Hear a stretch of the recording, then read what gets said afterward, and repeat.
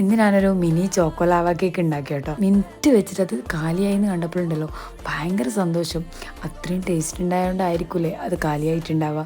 നമ്മൾ ശരിക്കും എന്തെങ്കിലുമൊക്കെ ഉണ്ടാക്കി കഴിഞ്ഞാൽ എപ്പോഴാണ് കൂടുതൽ ഹാപ്പി ആവുന്നുണ്ടാകാറ് അതെല്ലാവരും കഴിച്ചെന്ന് കാണുമ്പോഴാട്ടോ. അങ്ങനെ ഞാനിന്ന് ചോക്കോ ലാവ കേക്ക് ഉണ്ടാക്കിയപ്പോൾ ഒരുപാട് പ്രതീക്ഷയിലാണ് ഞാനിത് ഉണ്ടാക്കിയത്. കാരണം കുട്ടികൾക്ക് എന്തായാലും ഇഷ്ടമാവും. ചോക്ലേറ്റ് ആണല്ലോ ഇതിൻ്റെ മെയിൻ കണ്ടൻറ്റ് എന്ന് പറയുന്നത്. ഉള്ളിലൂടെ ഇങ്ങനെ വരുന്നത് കാണാനൊക്കെ നല്ല രസമല്ലേ. അങ്ങനെയൊക്കെ വിചാരിച്ചിട്ടാണ് ഞാൻ ഇത് ഉണ്ടാക്കിയത്.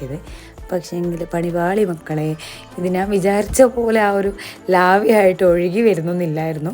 പക്ഷേങ്കിൽ കുഴപ്പമില്ല, നല്ല ടേസ്റ്റൊക്കെ ഉണ്ടായിരുന്നു കഴിക്കാൻ വേണ്ടിയിട്ട്. ഡയറി മിൽക്കിൻ്റെ ടേസ്റ്റ് അറിയാലോ. സോ നമ്മൾ തിന്നുകൊണ്ടിരിക്കുമ്പം അത് മെൽട്ടായിട്ടൊക്കെ പോകുന്നുണ്ട്. ലാവ കേക്കിൻ്റെ ആ ഒഴുകലൊന്നും വന്നിട്ടില്ല എന്ന് വേണമെങ്കിൽ പറയാം.